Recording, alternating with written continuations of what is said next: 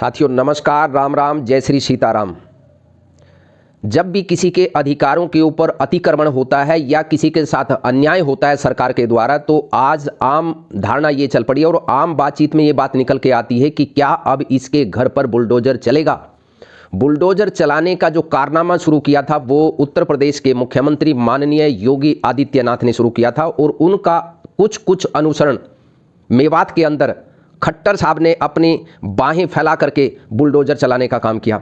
लेकिन बुलडोजर चलाने का काम 2020 में नरेंद्र मोदी ने इस तरीके से किया कि किसी की आवाज़ तक नहीं निकली, चूं तक नहीं निकली। हम बात कर रहे हैं कि मार्च 2020 में बुजुर्गों को मिलने वाला, सीनियर सिटीजन को रेलवे में मिलने वाले कंसेशन के ऊपर बुलडोजर चलाने का काम किया गया था। 59 साल से ज़्यादा की महिलाओं को 50% और 60 साल से ज़्यादा के सीनियर सिटीजन को 40% रेलवे में कंसेशन दिया जाता था टिकट खरीदने पर। लेकिन मोदी जी ने कोरोना काल में ये बहाना बनाया कि अब सरकार की आमदनी खत्म हो चुकी है, किसी भी प्रकार की हम रियायत नहीं दे सकते, लिहाजा सीनियर सिटीजन के ऊपर दी जाने वाली जो कंसेशन थी, जो 50% या 40% थी, जिस रेशो में थी, उसको खत्म करने का काम किया गया। और लोगों ने उस वक्त इसलिए आवाज़ नहीं उठाई क्योंकि पूरा का पूरा देश अपने घर में ही कैद था। रही बात बुजुर्गों की, बुजुर्ग तो वैसे भी बहुत कम अवसरों पर ट्रैवल करते हैं।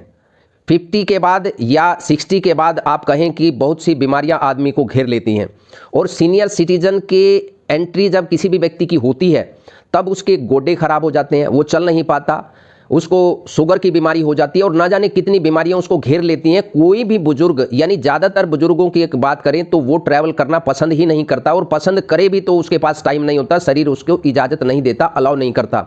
बहुत मुश्किल समय में ही, बहुत ज़्यादा ज़रूरी काम के लिए ही बुजुर्ग रेलवे में ट्रैवल करने को मजबूर होते हैं। लेकिन मोदी साहब ने वो ऐसा बुलडोजर चलाया कि आज तक जो इमारत उनकी कंसेशन की ढहाई गई थी वहाँ नींव तक नहीं रखी गई है ताकि उसे दोबारा उस कंसेशन को बहाल किया जा सके।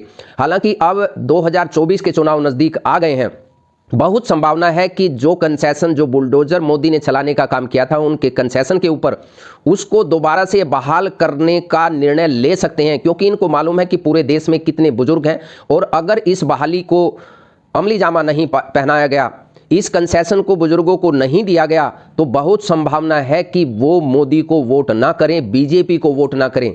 इसलिए अब चुनाव से 4 महीने पहले, 5 महीने पहले या 3 महीने पहले ये निश्चित तौर पर बुजुर्गों को ये तोहफा देने का काम करेंगे और उसका क्रेडिट लेने का काम करेंगे।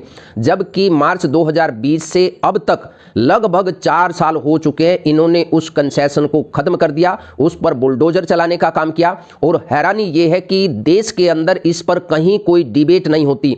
अगर किसी अन्य पार्टी की सरकार होती तो गोदी मीडिया हाहाकार मचा करके इस पूरे देश में माहौल तैयार करता कि ये सरकार बुजुर्गों के हितों का आक्रमण करती है, उनका शोषण करती है, बुजुर्गों का अपमान करती है। लेकिन जब मोदी सरकार और मोदी जी खुद फैसला लेते हैं कि जो फायदा बुजुर्गों को होना चाहिए, वैसे ही पूरे देश में अगर हम एवरेज एज लगाएं तो 60 और 65 के दरमियान आकर ठहर गई है। अब एक नया मामला सामने आ रहा है कि ये अगर इसको बहाल करेंगे तो नए नियम के तहत बहाल करेंगे। महिलाओं की जो 58 साल एज थी उसके बाद उसको बेनिफिट मिलता था, उस 58 को बढ़ा करके 65 साल करेंगे और जो पुरुषों की एज 60 साल थी उसे 70 साल कर देंगे। अब इनसे कोई पूछने वाला हो कि 70 साल के बाद कितने लोग, कितने बुजुर्ग देश में जो इस धरती पर बचे होंगे, कितने लोग इस काबिल होंगे कि वो रेलवे में ट्रैवल कर पाएंगे। इसलिए ये केवल मूर्ख बनाने का काम करते हैं। आप सजग हो जाइए, आप सावधान हो जाइए। अगर आपके अधिकारों के ऊपर अतिक्रमण सरकार कर रही है, उसके खिलाफ आवाज उठाइए। और सरकार 24 का चुनाव आ रहा है, नवनिर्माण पार्टी देश के सभी बुजुर्गों के मान सम्मान के लिए प्रतिबद्ध है। नवनिर्माण पार्टी बुजुर्गों को मिलने वाले कंसेशन को 60 साल के बाद, चाहे वो महिला हो या पुरुष हो, उनको 50% कंसेशन देने की घोषणा करती है। हम आपके मंगलमय यात्रा की कामना करते हैं और हम कामना करते हैं कि देश के जितने भी बुजुर्ग हैं उनको सम्मान प्रदान किया जाए, घर में भी, बाहर भी, और विशेष तौर पर सरकारों के द्वारा उनका अपमान न करके उनको मिलने वाली राहत में कटौती करके उनको अपमानित करने का काम ना करें, बल्कि उनका मान सम्मान बढ़ाते हुए उनको ज़्यादा से ज़्यादा कंसेशन देने की आवश्यकता है। हम आपके मंगलमय यात्रा की कामना करते हैं। नमस्कार, जय हिंद। अगर आपने इस चैनल को सब्सक्राइब नहीं किया है तो कर लीजिए, क्योंकि हम आपके अधिकारों की आवाज़ उठाते रहते हैं। आपके अधिकारों की रक्षा करना नवनिर्माण पार्टी अपना नैतिक दायित्व समझती है। चैनल को सब्सक्राइब कीजिए, घंटी जैसी आकृति को टन से दबा दीजिए और ज़्यादा से